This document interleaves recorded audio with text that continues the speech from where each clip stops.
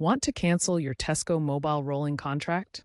It's a straightforward process focusing on two key things: giving a 30-day notice and using a PAC code if you want to keep your number.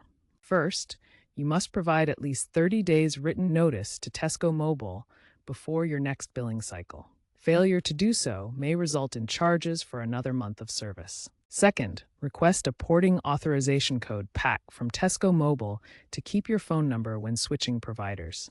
It's free and valid for 30 days. Because you're on a rolling contract, you won't face early termination fees like fixed-term plans.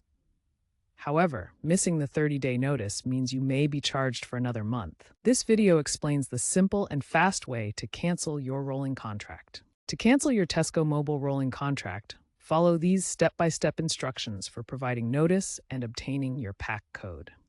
First, provide Tesco Mobile with 30 days written notice.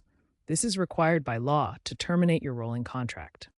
You can do this via their app or online portal, which are the quickest methods, or by letter. Make sure to cancel before your next billing date to avoid extra charges. Also, get your porting authorization code if you wish to transfer your current number to a new provider.